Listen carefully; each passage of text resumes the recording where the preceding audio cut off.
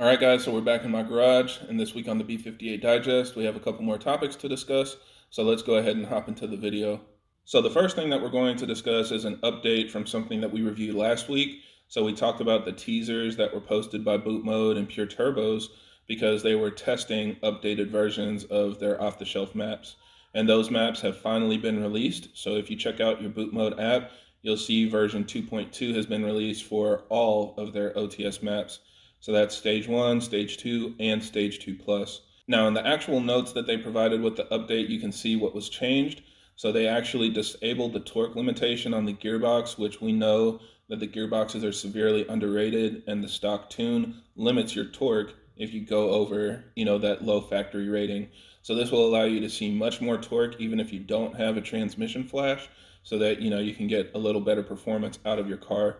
It also says that they calibrated the torque for higher load, as well as optimized the ignition tables to reduce corrections during spool. And I think they actually added some new tables to the software so that they're able to get a little more fine tuning around, how torque and ignition timing is brought in with your tune. They also reduced overboost for people that were seeing big torque spikes. And you guys know that's a huge cause for fuel pressure dips because your boost goes over and then you begin to eat into your safety net, and so the fuel pump can crash. So that's really important. If you were experiencing that with the previous version of the boot mode maps, this should hopefully fix that issue for you. And then with all of those features added in, they were able to increase boost, which of course increases torque and horsepower. Now, one of the biggest updates that they made is adding a brand new Stage 2 Plus map, and this one is designed for E50. And I was a little bit skeptical about this when we talked last week, just because I know that adding ethanol doesn't necessarily add horsepower, and so there could potentially be limitations with how they're bringing in that map to make E50 work and make more power and torque. And I've seen a couple logs from people that tried it out, and the logs look really good. So I definitely would say at this point it seems to be a safe map, and I would recommend trying it yourself if you have ethanol available. Just make sure you run logs and verify that everything is working well with your specific setup. The map on their car did dyno a little bit more power, but the biggest change was torque. They gained almost 50 foot-pounds of torque, so that's where you'll see the biggest feel. It'll push you back in your seat harder when you're doing a roll race or something like that. You'll get a better jump and it'll spool harder and just pull out of the line much harder. So that's where the biggest change is when you switch to E50. Now, that being said, I have seen some of their pump gas map logs, and it still seems to have some pressure dips in certain cars. So again, just make sure you're logging it and double check that nothing is being overwhelmed in your system. Also verify that everything is working well, because I've seen some people run into, O2 sensor issues and other things that can cause your fuel pump to dip in fuel pressure. So again, just log it, make sure that it's working well with your car. If it's not working great, you definitely can switch back to the old 2.1 map or send a note to Pro Tuning Freaks to see if they can make any adjustments for you. So yeah, that was a really big update and everybody was really excited for that. But then the very next day, they released map switching. Now, the first thing I want to do is specify that this is an OTS multi-map feature. So you are setting up map switching for OTS maps. It does not allow you to go from like an off-the-shelf map to a custom, kill tune or something like that. All you can do is switch between the different fuels for that OTS map pack that you're running. So, I'm sorry guys, I know that was kind of miscommunicated and a lot of people thought that this would allow you to switch between different custom tunes or have some level of configuration for what maps you would use. But the way that they have it set up, you're locked into the specific maps that they have provided. So you're going to be able to switch between different off-the-shelf maps by using your cruise control buttons, basically everything that we've seen before that was released for other platforms.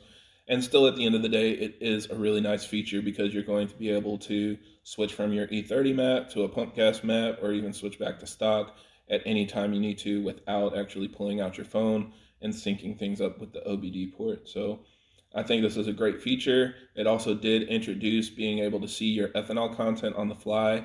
Again, we don't have flex fuel yet, but once that's added in, we'll be able to actually use our cruise control buttons to see our ethanol content in the dash. So really nice features coming. Again, they're just kind of rolling out everything as it's available. So we're not seeing the full list of everything that comes with their custom ROM, but it's nice to see things being added slowly. And I know a lot of you guys that are just using off-the-shelf maps anyway see this as a really big upgrade. So at this point, Bootmod is definitely pushing the hardest, especially recently. The playing field will be leveled at a certain point, so just be patient.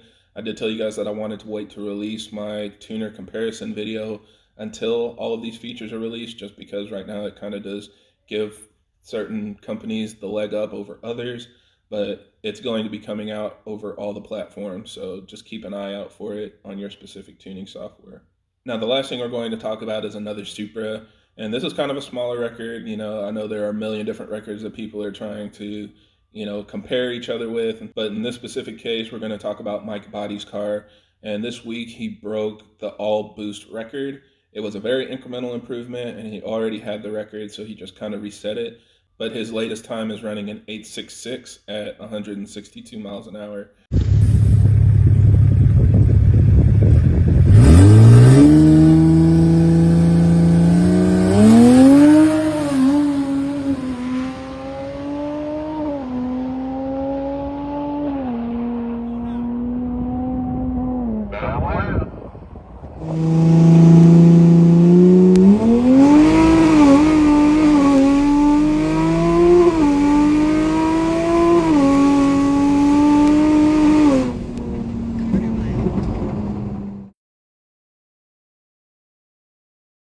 So that video was cool to see just how fast the car was. You can see it's running a 1.360 foot. And also I know some people were asking about draggy records in one of my other videos, and this is just one of the Supras that's running a 3-second 60 to 130. He's ran actually faster. It ran a 3.7 in the past, so it's probably pushing like a 3.2, 100 to 200. Now this is really crazy specifically because he's running no nitrous and he's so close to the overall record with their car. So it's really cool to see how fast they're going. And a lot of people are asking, what changed or what is he doing to get this kind of power? And that's really where I think the big talking point is. So this is the first car that I know of that has actually switched from a 2-port cylinder head to a 6-port cylinder head. And they are doing all of their tuning on the new 6-port head to figure out where the gains are.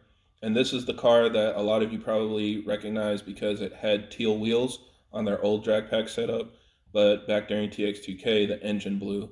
So they've been waiting for a stroker motor to be built, and in the meantime, they went ahead and just did a simple rods piston setup and another spare block that they had. And at that time, they put everything back on that they originally had. So it has a 68 millimeter precision turbo, an EOS intake manifold with port injection, and they're running fully 85.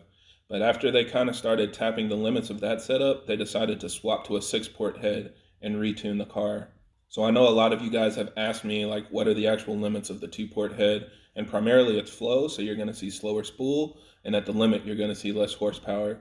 And that's exactly what he illustrated here.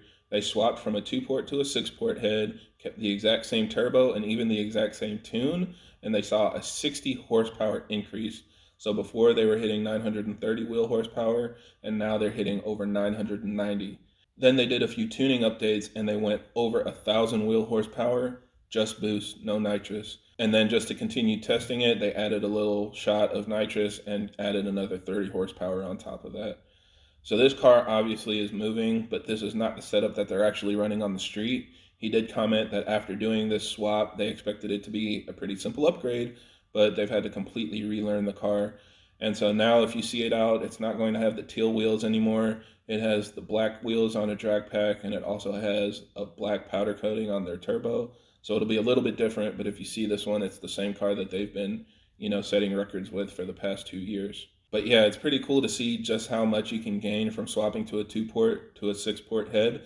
They did comment that this isn't really going to be a significant benefit until you're pushing like 800 to 900 plus horsepower. So most of us aren't going to have to worry about that anyways, but these guys are definitely pushing the platform. And I'll say next year they're planning on getting a stroker engine with 3.2 liter crank and also running a bigger turbo. So that car should hopefully be much, much faster.